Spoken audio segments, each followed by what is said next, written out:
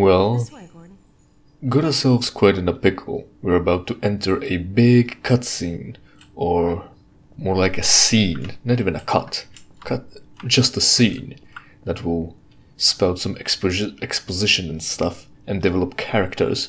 But I've got things to say, so should I stand here Who's waiting? and let you enjoy the oh, there's also commentary notes.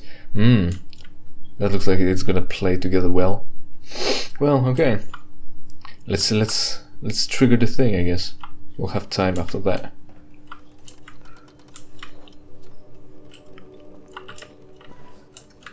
Where did she get to? Lamar, come out of there! Uh-oh, everything all right, Dr. Kleiner? Oh, hello, Alex. Well, almost all right. Lamar has gotten out of her crate again. What's Lamar and why is it covered in blood? Army of trapping and my goodness, Gordon Freeman. It really is you, isn't it? I found It him is, isn't it? wandering around outside. Bit of a troublemaker, isn't he? We owe a great deal to Dr. Freeman. Exactly, bitch. Trouble does tend to Kneel. follow in his wake.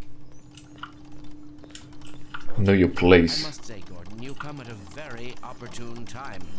Alex I'm has shocking just that. installed the final piece for our resurrected teleport. I can't take any credit for the breakthrough, Doctor. Nonsense. Your talents surpass your loveliness. Let's just see if this thing works, okay? Old creep, isn't it? Isn't it right? Yes, I There am. you are. Yes. Man, Gordon, you stirred up the hive. Well.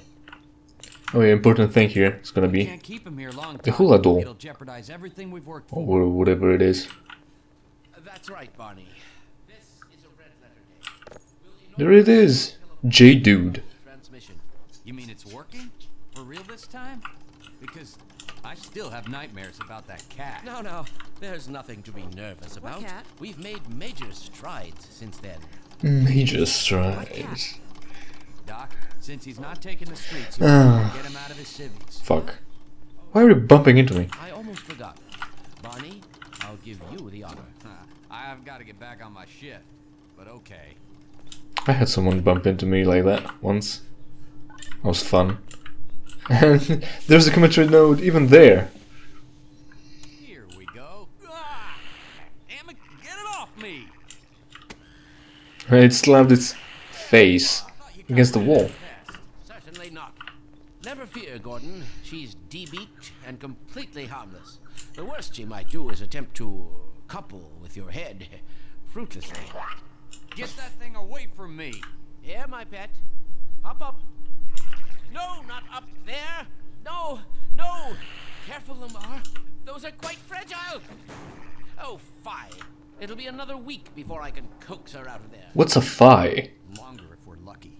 Barney, you're not an animal person. It's technically not an animal, because aliens have a different taxonomy Go ahead. or phylogeny. Step into your suit now. Yeah, step into the suit now. Now we can finally explore this place, or maybe talk about what I wanted to talk about. Maybe. During long expository scenes such as this one, I'm Bout eager prefers to to see let if the your player old look and Hold on. look. Come again? It's very rude to interrupt people when they're talking, you know. I'm disappointed in you, Kleiner.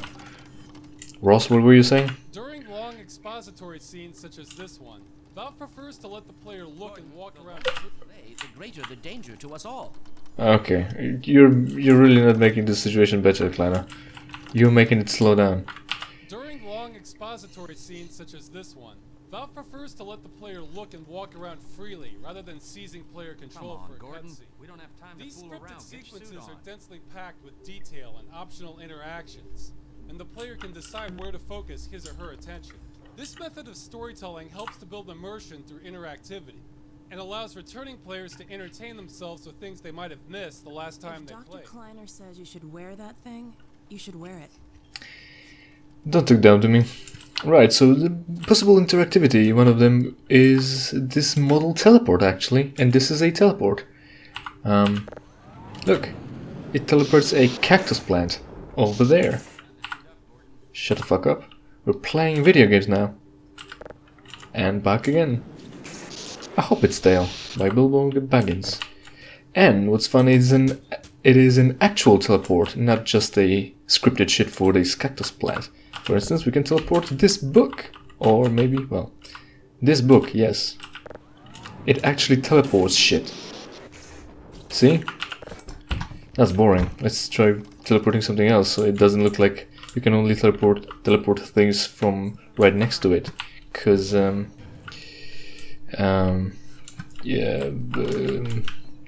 am I trying to say? Because that might be scripted. This bucket of there it is. Bucket of whatever this is. Seems like a paint thinner maybe. Well, that didn't work. It will work this time, trust me. This time it will teleport from this way. Ah, there we go, see? Actual teleport. They have a small scale shit. They can already transport fucking guns to the Resistance. Already. Just start laying down pistols on it. It will just go. Get your suit on, Gordon. Yes. And like I said, very important hula doll. Right. What's in here? This was the first choreographed scene created for Half-Life 2, and was used as a template for similar scenes throughout the rest of the game. Scripts went through many revisions Gordon, with the aid of if you feedback please. from the animators. It was important that the scenes be engaging and interesting for the players watching it, and for the animators creating it. Once the scripts were in the final stages, the lines would be recorded and turned into a radio play. These scenes needed to convince players that the world and characters in it were real and tangible. This was accomplished through visible, physical interactions between different characters, and between the characters and their environment. A handshake or hug between characters, or having someone pick up an in-world object and present it to the player, went a long way toward making Half-Life 2's world appear tangible. Yeah, being able to interact with the world. Who would have thought about that, huh? Groundbreaking game indeed. Power armor is common among first-person shooters. Its primary purpose is to provide an in-world explanation for important gameplay elements, like why the player can take so many bullets, and the existence of a heads-up display. The HEV suit in particular is useful as it alerts the player of environmental hazards, as well as the current status of Gordon's health. Half-Life 2's HEV Mark V appears to be composed mostly of a Kevlar or chainmail-like material, which seems far more realistic than Half-Life 1's rigid and metallic design for the Mark IV. In fact, the Mark V was to be much more flexible, resembling a leather torture suit. However, this was inevitably scrapped, presumably due to a more familiar design that was faithful to the original game. It was supposed to be a gimp suit. Could you imagine that? Also, previous one seemed more bulky. The HEV 4. And this one is supposed to look like a chainmail. What it looks like is like a sweater, not a chainmail. Also, chainmail doesn't protect you from blunt trauma. And the previous one wasn't so much rigid as it seemed more made out of rubber. Which would give them the idea to make it a gimp suit. But it would have been more of a hazmat suit, really. And somewhere here, is it here? Or is it... oh, fucking what? What was going on there? Somewhere here, or in the other place, or maybe in this place, but also later, there's gonna be, I think later, there's gonna be... Strange, I'm jumping up, and the sound of something hitting the plastic enclosure for a cat, possibly, but it was a head crab. Is heard when I'm jumping up, not when landing, which is weird. At least for me. Maybe we've got a different experience with a fucking reality. Yeah, and there is a plaque, or like a plaque, or like the front of the casing of a recharge station from the previous game. We'll get to it. I'm pretty sure I'll be able to remember it, or recall it, and I will remember it. Yeah, another thing to hear. Those who had played the first Half-Life were very impressed with the sparse and primitive dramatic scenes within the game. This positive response inspired Valve to push the boundaries of in-game dramatics in Half-Life 2. In order for the game's characters to be compelling, they needed to have realistic and expressive faces. After trying to achieve this the greater via the several danger to methods us all. and being unhappy with the results, they stumbled upon the work of Dr. Paul Ekman, who wanted a clinical way to describe overall facial expressions. He accomplished this by breaking the range of facial expressions down into 40 or so small facial adjustments, like the raising of an eyebrow or the puckering of the lips. By understanding how these adjustments combined together and affected each other to form expressions, a system could be formed that would recreate these small adjustments on a computer-generated face, achieving the realistic and expressive faces that are a hallmark of Half-Life 2. Yeah, another instance where psychology actually comes into play. Yeah, there was a guy who actually devised face and facial muscles and expressions into small chunks, and then you can actually study that and be a person who recognizes what the fuck is a person expressing with their face currently. And they inputted. I'm gonna go with inputted because it's no longer a put word, and it has more than one syllable. So expressive. Oh my god. Oh, this technology. Yeah, we can't have computers have emotions though, or express them, because that would make you feel weird. Right, put on the suit. So that's only the one half of this scene. We're gonna get another one soon enough, and that'll be it. So yeah, this thing.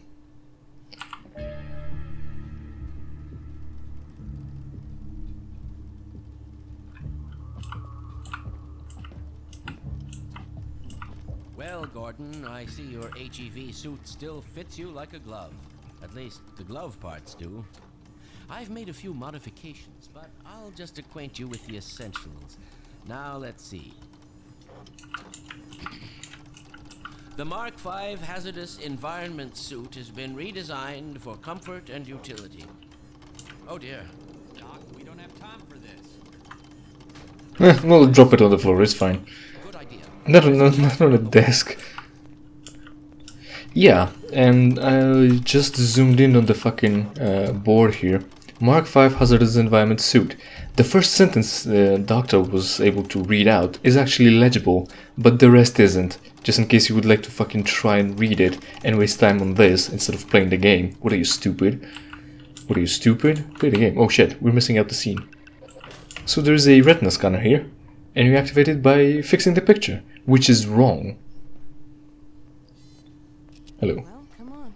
Dr. Kleiner's waiting. I'll think about it. So yeah, the problem is the picture is crooked, and natural reaction would be to fix it. And that activates the scanner, which is wrong. It should be straight, and you should make it crooked to activate it, because you wouldn't deliberately make the picture crooked. This is a bad design. You fucked it up. And the charging station. The combined design charging station. Very iconic, at least to me. Yeah, and also this is a picture of Black Mesa people. Black Mesa research faculty, that'll be.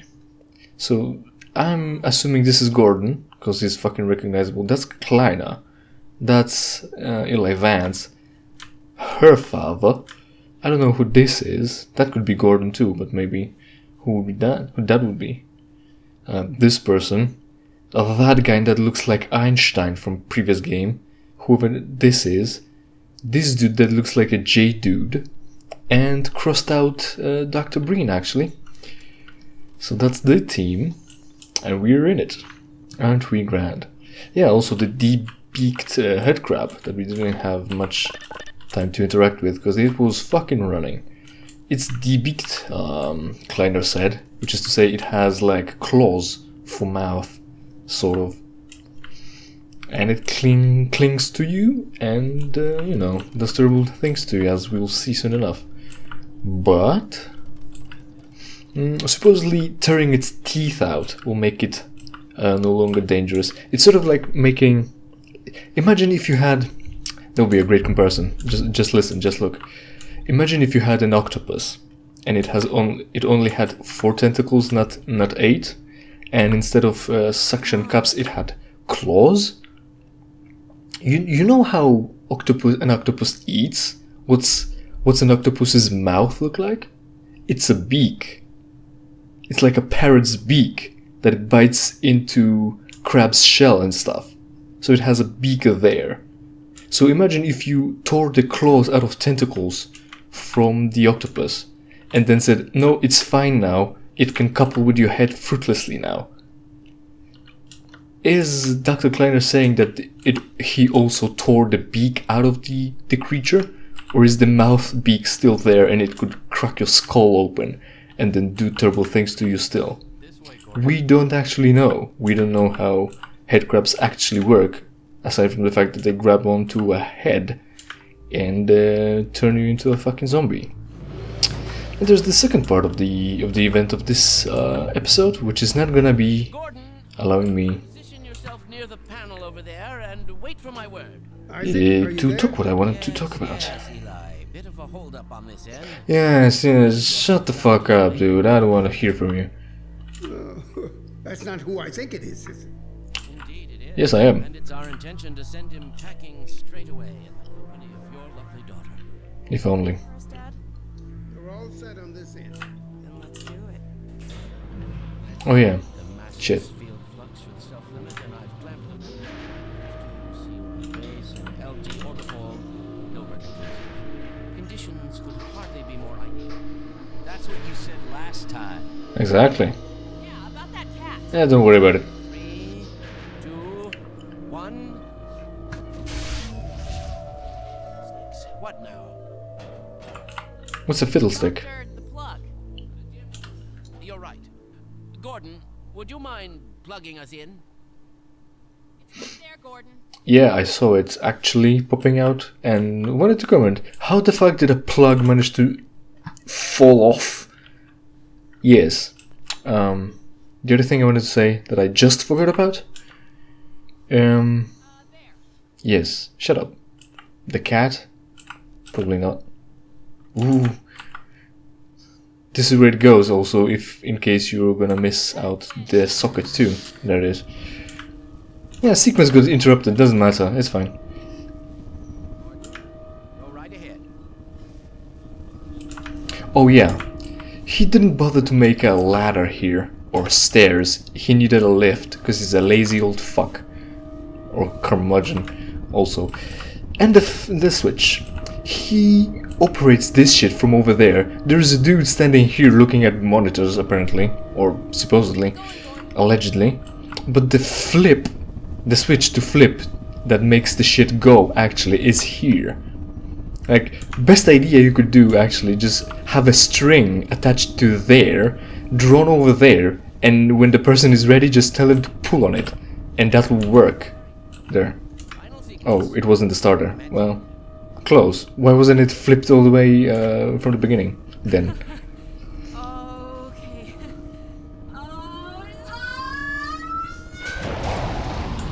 Kinda stupid that she has to comment about her experience with being zapped with whatever energy is coming over through here by saying okay, calming herself down like that.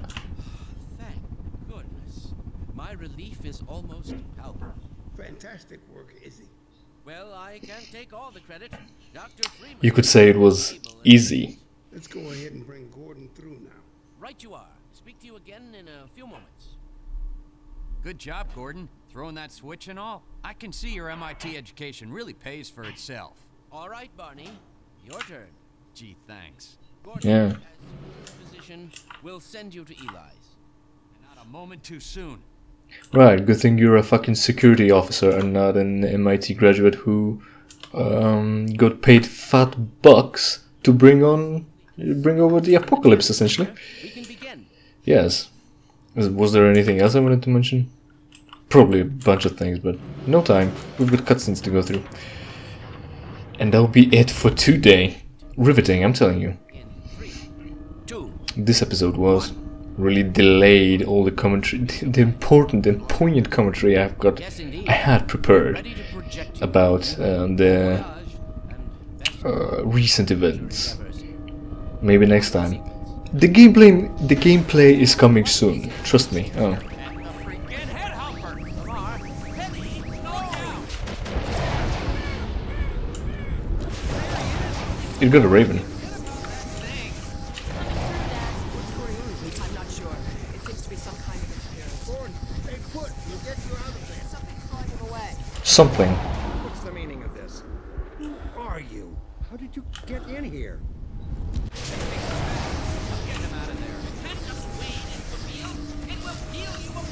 Just lost Gordon. What's going on? I wish I knew. I'm encountering unexpected interference. Don't worry, Gordon. We'll... We're losing it again. I'm all but certain it was Gordon Freeman.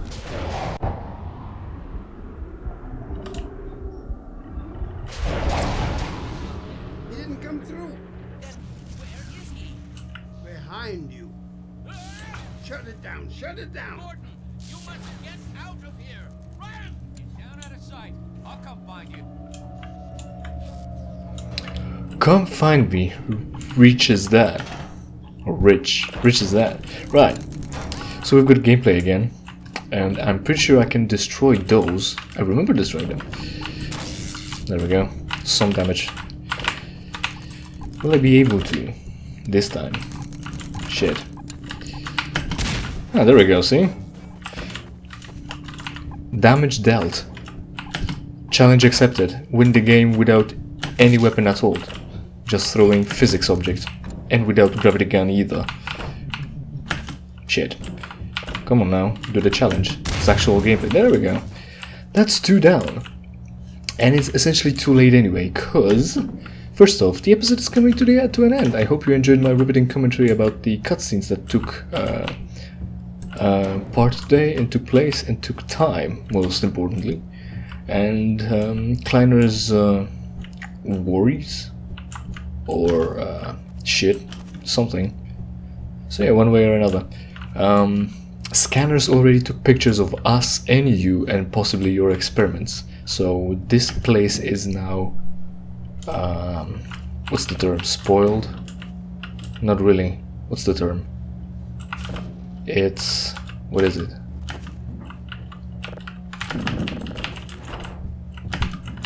Well, cover is blown, is what it is. And yeah, we're on the run again. Somehow the teleporter was able to fuck us off. Fuck us off only behind the window, not anywhere in the world, really, or in space-time continuum, like for instance in space, because Earth is also going. Yeah, we could have ended up in any place that we visited, but we ended up just behind the window. We could have been eaten by that monster fish that is more of an enemy, that is to say, actually exists to interact with in a previous game. But this is where we are now. So, since I didn't get to talk about what I wanted to talk about, we're gonna have to wait for the riveting political commentary, or maybe not even political, essential social commentary of the, look, I managed to get back up in here, not even using the barrels. Ain't I a clever boy? Yes, I'm gonna have to talk about the things that I wanted to talk about in the next episode, where the gameplay will happen and not cutscenes. Till then, fucking subscribe, because it's worth it. I'm telling you, it's free after all.